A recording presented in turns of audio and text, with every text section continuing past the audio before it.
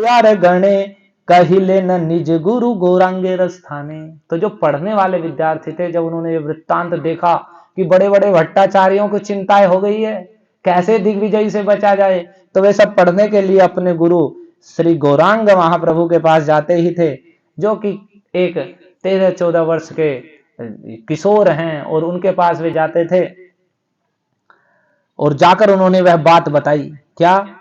एक दिग्विजयी सरस्वती वश करी, सर्वत्र जिनिया बुले जय पत्र धरी, हस्ती घोड़ा दोला लोक अनेक संहति, संप्रति आसिया हैल नवद्वीप स्थिति। कहने लगे कि एक दिग्विजयी, हे गौरांग, एक दिग्विजयी है जिन्होंने सरस्वती को वश में कर रखा है, और सभी स्थानों को वो जीतकर जय पत्र लेकर इस समय हाथी घोड़ा और पालकी और अनेक लोगों के साथ इस समय वे नवद्वीप में आ गए हैं। नवद्वीप में उनकी स्थिति है, नवद्वीप में आ चुके हैं। और नवद्वीप आपनार प्रतिद्वंद्वी चाहे, नहे जय पत्र मांगे सकल सभाए। और वे नवद्वीप में अपने प्रतिद्वंद्वी की देख रहे हैं कि कौन उनसे आके सामने शास्त्रार्थ करेगा, और वे कह रहे हैं कि यदि सामर्थ्य नहीं है किसी में तो जय पत्र लिख के दे दो सभी कि हम परास्त हो गए हैं दिग्विजयी केशव काश्मीरी से। तो सुनी शिष्य गणेर वचन गौरमणि, हासिया कहिते लागी लेन तत्ववाणी। तो जब शिष्यों के इस प्रकार के वचन सुने तो गौरमणि भगवान गौरहरि हंसने लगे और इस प्रकार से तत्ववाणी कहने लगे। क्या तत्ववाणी कहने लगे? आप बड़े ध्यान से सुन लीजिए। आपने सुना पहले कि ये सर्वांतर्यामी है, सब कुछ जान जाते हैं, तो एक तत्व की बात कहने लगे। क्या तत्व की बात? ध्यान से सुनिए आप भी। सुन भाई सब कई, सब एई तत्व कही तत्व कथा, अहंकार अहंकार न सहे न ईश्वर सर्वथा। कि हे भाई सुनो, मैं तुम्हें एक तत्व कथा बताता हूं। क्या तत्व कथा है? कि अहंकार न सहे न ईश्वर सर्वथा। भगवान जो ईश्वर हैं, परमेश्वर हैं, स्वयं नहीं बोलते हैं भगवान कि मैं ये देख लेता हूं कि कौन कैसे करे। जो ईश्वर हैं वो अहंकार को सहन नहीं करते हैं।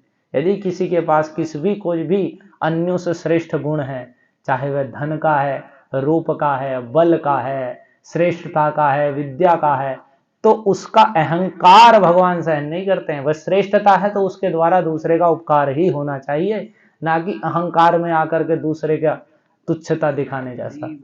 तो इसे ही कह रहे हो कि सुन भाई सब एक ही तत्व कथा, अहंकार न सही न ईश्वर सर्वथा। कि भगवान जो ईश्वर हैं वे कभी भी अहंकार को सहन नहीं करते हैं। जे जे गुण मत हई करे अहंकार, अवश्य ईश्वर ताह करे न संहार। कि देखो जो जो जिस जिस गुण को लेकर जो अहंकार करते हैं, अतिशय अहंकार करने लगते हैं, तो भगवान अवश्य ही उसका उस गुण का संहार कर देते हैं, यानी उस गुण को छीण कर देते हैं। तो इसलिए बड़े ध्यान से सुनना चाहिए। जिस जिस गुण को लेकर मत वाला होकर जो अहंकार करता है और दूसरों को निम्न दिखाने लगता है, नीचा दिखाने लगता है, तो अवश्य ही ईश्वर उसके उस अहंकार का संहार कर देते हैं, उस गुण की तुच्छता दिखा देते हैं उसे।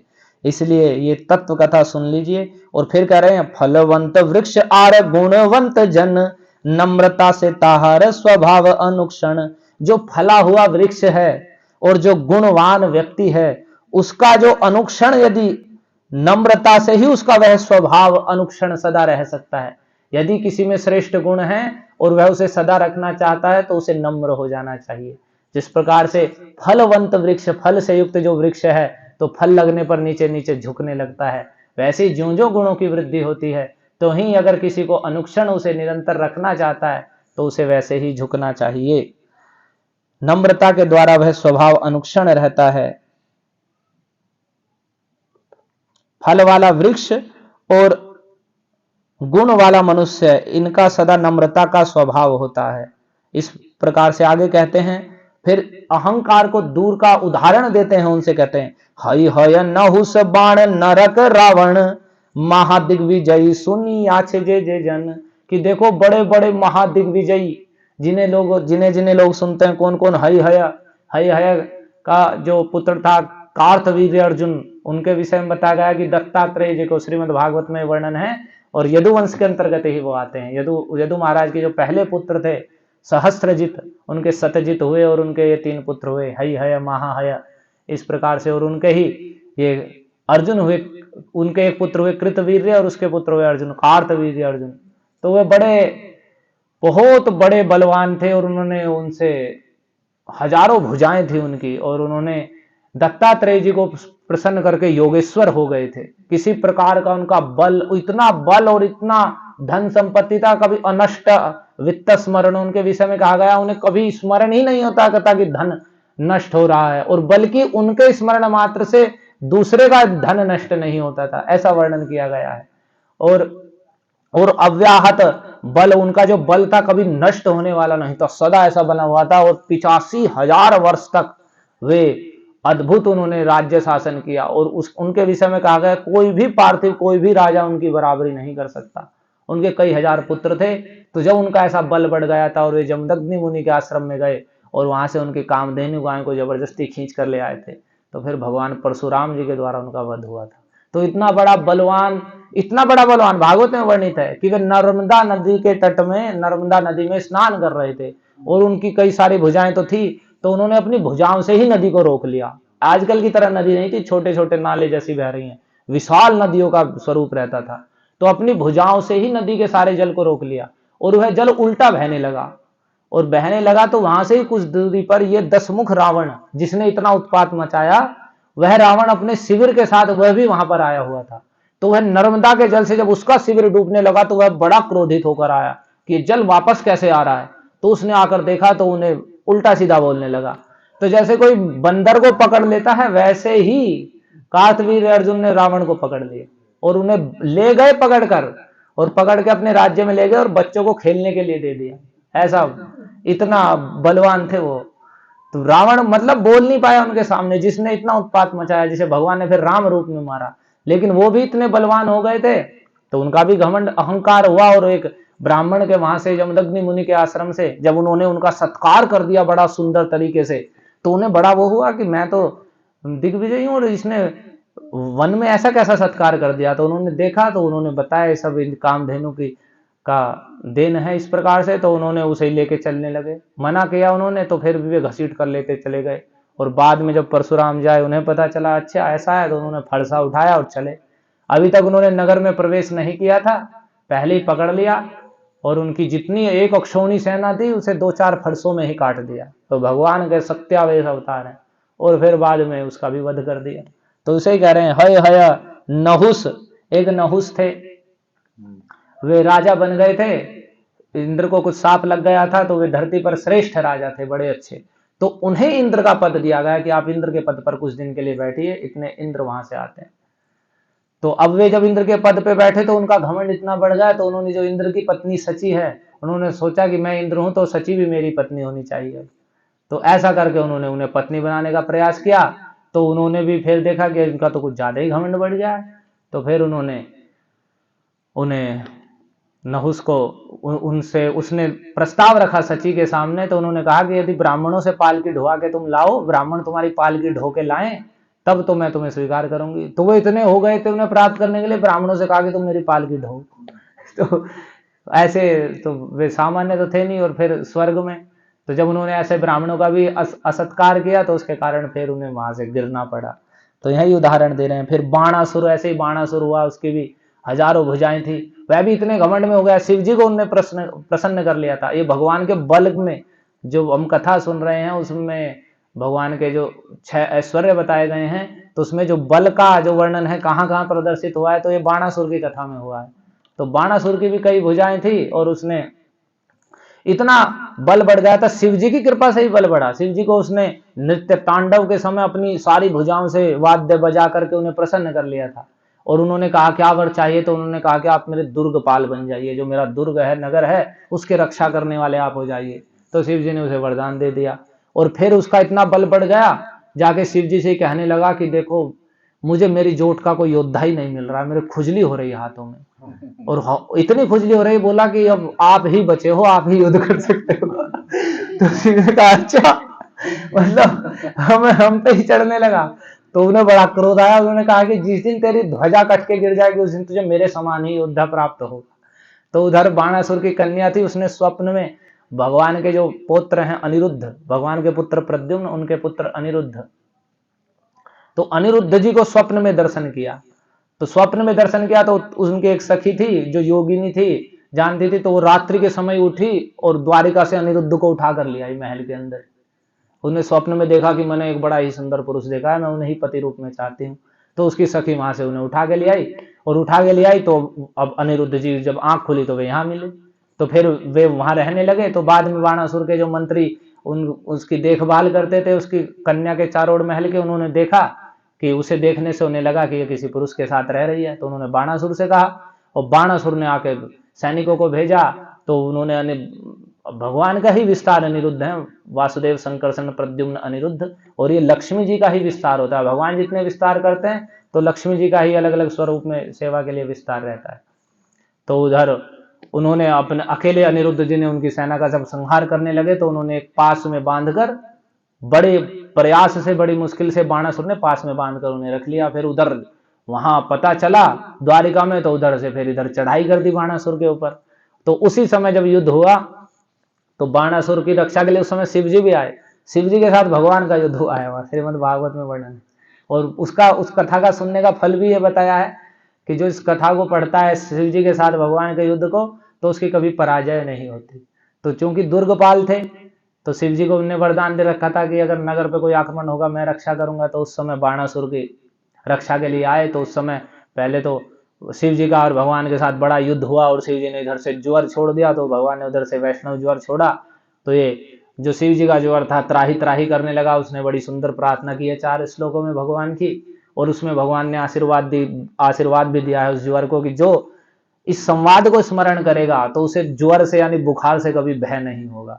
तो जो भयानक बुखार आता है तो व्यक्ति को चाहिए कि श्रीमद् भागवत से 10वें स्कंद में लीला वर्णित है, तो वहां से उस स्तुति को पढ़े जो ज्वर ने भगवान की है। भगवान ने आशीर्वाद दिया है, यो नौ स्मरति संवादम तस्सत्पन्नो भवेद भयम, जो हम दोनों का संवाद का स्मरण करेगा उससे तुमसे यानी ज्वर से कोई भय नहीं रहेगा।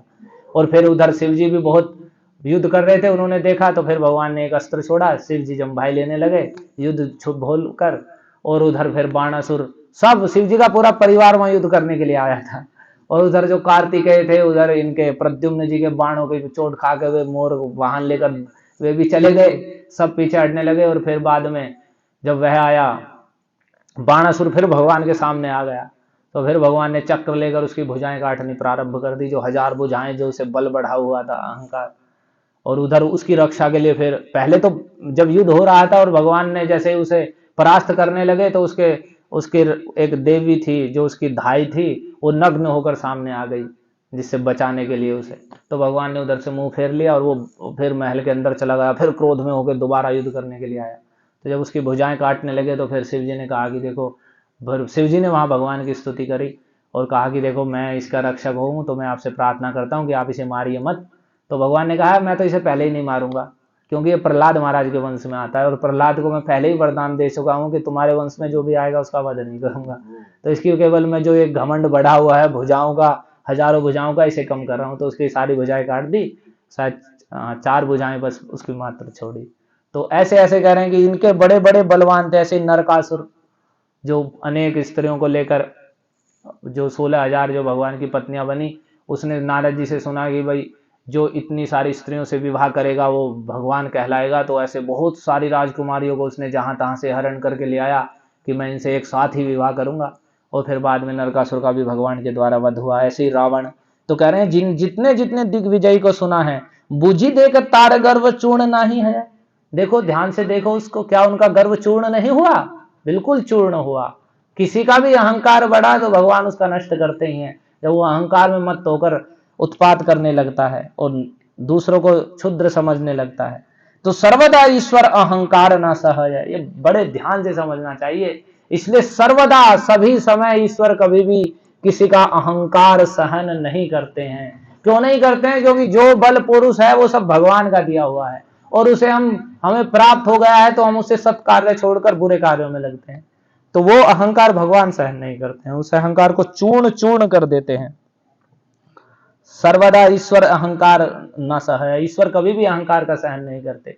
और भक्ति के विषय में और जिन्हें भगवान को प्राप्त करना है उनके लिए तो विशेष ही है। अहंकार युतानाम, वो अहंकार वियुक्तानाम केशवो नाति दूरगः, जो अहंकार से रहित हैं, किसी भी प्रकार का मद, किसी भी बल का, धन का, जाति का, गुण का, पांडित्य का, किसी भी प्रकार का कोई भी अहंकार या मद है, तो कह रहे हैं मद नहीं है जिसमें, और वो भगवान के चरणों में शरणागत है, जो भी गुण प्राप्त है उसे भगवान की कृपा समझता है और उसे भगवान की सेवा में लगाता है। तो ऐसे व्यक्ति के लिए जो अहंकार से रहित है, उसके लिए केशवो नाति दुर्गा, भगवान केशव उससे ज्यादा दूर नहीं है, वो शीघ्र ही उन्हें प्राप्त कर लेगा। और अहंकार युता नाम तो मध्य पर्वत कोटय, और जो अहंकार से युक्त हैं, किसी भी चीज का अहंकार लिए पड़े हुए हैं, तो उनके तो बीच में कह रहे हैं करोड़ों पर्वत खड़े हुए हैं, अभी अभी वे भगवान को प्राप्त नहीं करने जा रहे हैं, करोड़ों पर्वत उन्हें बाधा देने के लिए खड़े हैं। तो इसी बात को कह रहे हैं, बुद्धि देख तार कार गर्व चूर्ण नहीं है, कि देखो समझ कर देखो किसका गर्व चूर्ण नहीं हुआ, ईश्वर कभी भी किसी का अहंकार सहन नहीं करते। एते का जहार जत विद्या अहंकार, देखिया एथाई सब हई वे संहार, इसलिए इसलिए उसका जितना भी विद्या अहंकार है, देखना तुम वह भी सब यहाँ आकर सबका संहार हो जाएगा। पहले ही अपने शिष्यों से कह दिया भगवान ने। ए तो बलि हासी प्रभु शिष्य गण संगे, संध्या काले गंगा तीरे चली लेने रंगे। ऐसा कहकर भगवान हंसे शिष्यों के साथ में कि देखो उनका भी जितना विद्या अहंकार है, वह भी अगर ईश्वर चाहेंगे तो यहाँ आके वह भी नहीं होगा। लेकिन भगवान ईश्वर क्या, ईश्वर स्वयं ही बोल रहे हैं। और ये देखो भगवान की ये समझने का विषय, जो स्वयं भगवान है उनके गुण उनके लक्षण बता रहे हैं कि वे स्वयं भगवान हैं। दूसरे लोग समझ रहे हैं, शास्त्र घोषणा कर रहा है कि वे भगवान हैं, लेकिन वे भगवान स्वयं नहीं कह रहे मैं भगवान हूं। और जो कलयुग में धूर्त लोग हैं, उन्हें उनमें कोई गुण नहीं है, लेकिन वे लोगों को मूर्ख बनाने के लिए, ठगने के लिए स्वयं घोषणा करते हैं मैं भगवान हूं, मैं भगवान हूं। यहाँ बड़े बड़े धूर्त लोग हैं ऐसे ऐसे। एक तो मैंने भी देखा है, एक गुरु महाराज की कथा हो रही थी हरिद्वार में, तो एक भक्ति ले रहे थे, किसी ने वो छोटा सा पोस्टर सा छपवाया, किसी धूर्त ने, कलयुग के जन ने, कलयुग के दूत ने, और छपवा के उसमें दे रखा कि त्रेता युग में भगवान राम, और द्वापर युग में भगवान कृष्ण, और कलयुग में वे हैं भगवान। ऐसे अपना नाम छपा रखा है, पूरा पर्चे बंटवा रहे हैं लोगों को कि देखो मैं भगवान हूं, मैं भगवान हूं। तो ऐसे ऐसे धूर्त लोग हैं। तो जो स्वयं ही भगवान कह रहे हैं, वास्तव में ये भी लक्षण है उनका कि वे एक नंबर के धूर्त हैं। क्योंकि देखिए यहाँ भगवान चैतन्य महाप्रभु कभी भी स्वयं को भगवान घोषित नहीं कर रहे हैं, जबकि वे हैं, दूसरे लोग समझ रहे हैं, उनका ऐश्वर्य समय समय पर प्रकाशित हो रहा है। और वे दिखाएंगे इस लीला में भी कि ईश्वर अहंकार सहन नहीं करते हैं, तो ईश्वर ही अहंकार चूर्ण करते हैं, तो वे ईश्वर ही अहंकार चूर्ण करेंगे। तो इससे भी पता चल रहा है कि वे ईश्वर यही हैं और कोई नहीं है। तो आज कह रहे हैं, ए तो बलि प्रभु हंसी शिष्यगण संगे, अपने ऐसे शिष्यों के साथ में हंसे और संध्या के समय गंगा तीर पर रंग में बड़े ही आनंद में विचरण करते हुए गए। गंगा जल स्पर्श करी गंगा नमस्करी, बसिलेन गंगा तीरे गौरांग श्री हरि। गंगा जल का स्पर्श किया, आचमन किया, जल को छिड़का और गंगा जी को नमस्कार किया। देखो भगवान गंगा जी जिनके चरणों की धोवन है, वे भगवान गंगा जी को नमस्कार कर रहे हैं। कितना श्रेष्ठ पद है गंगा जी का। वास्तव में गंगा जी भगवान की कृपा है सब जीवों का उद्धार करने की। और गंगा जी का यद जल स्पर्श मात्रेण ब्रह्म दंड हता अपि, सगरात मजा दिवम जगमुर्द केवलम देह भस्म भी। कह रहे हैं भागवत में सुखदेव गोस्वामी, जिसके जल के स्पर्श मात्र से ब्रह्मदंड, ब्राह्मण के साप के द्वारा हत होने पर भी जो सगर के पुत्र थे, वे देह जो भस्म हो चुकी थी उससे उन्होंने स्पर्श किया, जीवित नहीं, भस्मीभूत राख में राख बनी हुई पड़ी थी, और वह गंगा जल से स्पर्श हुई, वे सब स्वर्ग को प्राप्त कर गए। कितनी गंगा जी की महिमा है। केवल तो भस्मीभूतांग संगे न स्वर्याता सगरात्मजा, किम पुनः श्रद्धया देवीम ये भजंती ये सेवंते धृतव्रता।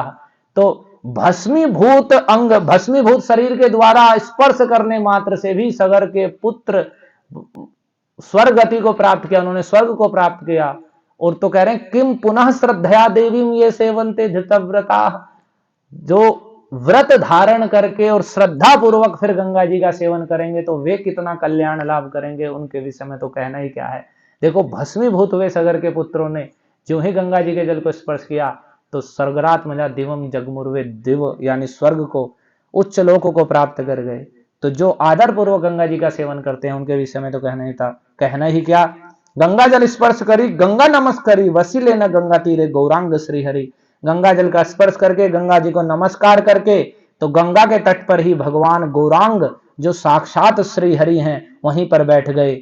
अनेक मंडली हई सर्व शिष्यगण बसिले न चतुर्दुके परम शोभन। और अनेक मंडली बनाकर जितने भी शिष्यगण थे, सैकड़ों शिष्य थे, चारों ओर घेर कर भगवान को बैठ गए और चारों दिशाओं में चारों ओर से घेर लिया। और उसमें बड़े ही सुशोभित भगवान गंगा जी के पास में चांदनी रात है, बिल्कुल चंद्रमा का प्रकाश है, और गंगा जी के पास की बालुका में बैठे हुए हैं और चारों ओर से शिष्यों से घिरे हुए हैं। तो कितनी अद्भुत शोभा है, कह रहे हैं परम शोभन, परम शोभा हो रही है। धर्म शास्त्र कथा, धर्म कथा शास्त्र कथा अशेष कौतुके, गंगा तीरे बसी आछिन प्रभु बड़ सुखे। और उसमें क्या हो रही है, धर्म की कथा, शास्त्र की कथा, कोई शास्त्र विचार असे अनेक प्रकार के संपूर्ण कौतुक से, और गंगा तीर पर भगवान बड़े सुख से बैठे हुए हैं, और धर्म शास्त्र की कथा और अन्य शास्त्र विचार, व्याकरण आदि शास्त्रों का विचार वहां पर भगवान अपने शिष्यों के साथ कर रहे हैं। काहा के ना कही मन भावे न ईश्वर, दिग्विजयी जिनिवांग के मन प्रकार। ए विप्रेर हैया छे महा अहंकार, जगते मोहर प्रति द्वंद्वी नाही यार। और वे भगवान विचार करने लगे, मन ही मन ईश्वर भावना करने लगे, और दिग्विजय को जीतने का मन में विचार करने लगे, प्रकार देखने लगे किस प्रकार से उस दिग्विजय को जीता जाए। तो वह विचार करते कहने लगे, सोचने लगे, मन में सोच रहे हैं, ए विप्रेर हैया छे महा अहंकार, इस विप्र को, इस ब्राह्मण को बड़ा अहंकार हो गया है। क्या अहंकार हो गया है कि जगत मोहर प्रतिद्वंद्वी नहीं यार, जगत में मेरा प्रतिद्वंदी कोई है ही नहीं है जो मुझसे टक्कर ले सके, ऐसा महा अहंकार हो गया है इन्हें। तो कह रहे हैं सभा मध्य पर एक बात कह रहे हैं भगवान, देखो कितने विचार है भगवान का, किसी का अहंकार भी खंडन कर रहे हैं तो भी देखो कितना विचार कर रहे हैं कि ए विप्रेर हैयाचे महा अहंकार, सभा मध्य यदि जय करिए इहरे मृत्यु तुल्य हई वेक संसार भीतर। यदि मैं इसे सभा के बीच में जीतूं, सब पंडित समाज बैठा हो और मैं वहां इसे परास्त कर दूं, तो इसके लिए मृत्यु के समान हो जाएगा। संभावितस्य चा कीर्तिर मरणादतिरिच्यते। भगवद गीता में भी भगवान ने अर्जुन को समझाते हुए कहा है कि तुम युद्ध छोड़कर मत भागो, तुम बहुत बड़े धनुर्धर के रूप में विश्व में विख्यात हो, तुम कि कभी भी युद्ध से विमुख नहीं होगे, और यदि तुम युद्ध से विमुख हो जाते हो तो तुम्हारा यश सब धूमिल हो जाएगा और जगत में तुम्हारी अपकीर्ति होगी, और किसी भी सम्मानित व्यक्ति की अपकीर्ति हो जाना, करे मरणादतिरिच्यते, मरने से भी अधिक कष्ट देने वाला होता है। तो उसी बात को भगवान यहाँ सोच रहे हैं कि मैं अगर सभा के मध्य में इसे जीत लूंगा, पंडितों के समाज में, तो मृत्यु के तुल्य ये संसार में हो जाएगा, मरे हुए के समान हो जाएगा, क्योंकि इतना बड़ा सम्मानित व्यक्ति ऐसे एक बालक से परास्त हो गए। और तो बालक ही समझेंगे ना, निमाय पंडित बालक हैं। तो इसी बात को कहते हैं अनादर विप्रेर करी वे सर्वलोके, लूठी वे सर्वस्व विप्र मरी वे कसोके। और सभी लोग इन ब्राह्मण का अनादर करने लगेंगे, और ये लूठी वे सर्वस्व, और इनका सर्व धन लूट लेंगे, और विप्र मरी वे कसोके, और ये इस अपमान के शोक के कारण ये मर जाएंगे, मतलब मृत्यु को प्राप्त हो जाएंगे शोक के कारण है। तो भगवान ने विचार किया, दुख न पाई वे विप्र गर्व हई क्षय, विरले से करिवांग दिग्विजयी जय। ऐसा सुनकर कि जिससे उस विप्र को दुख भी ना हो और उसका गर्व भी क्षीण हो जाए, इसलिए मैं एकांत में विरल स्थान पर ही उस दिग्विजयी को जय करूंगा। ऐसा भगवान ने मन में विचार किया।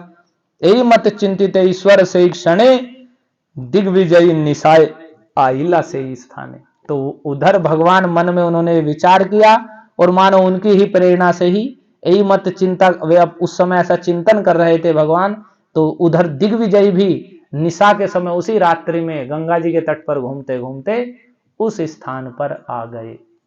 अब उस स्थान पर आने के बाद क्या कथा हुई ये हम कल सुनेंगे। हरे कृष्णा कृष्णा कृष्णा हरे हरे, हरे राम राम राम हरे हरे। भगवान श्री कृष्ण चैतन्य चंद्र की, कृष्णदास कविराज गोस्वामी की, श्रील वृंदावन दास ठाकुर की, जगत गुरु श्रील प्रभुपाद की, निताई गौर हरि प्रेमानंद। सभी जोर से बोलेंगे 3 बार। मैं कहूंगा निताई गौर हरि प्रेमानंदे, और आप सभी को कहना हरि हरि बोल। निताई गौर हरि प्रेमानंदे, हरि हरि। निताई गौर हरि प्रेमानंदे हरि हरि निताई गौर हरि प्रेमानंदे हरि हरि जय जय श्री राधे श्याम। हरे कृष्ण। हरे कृष्ण।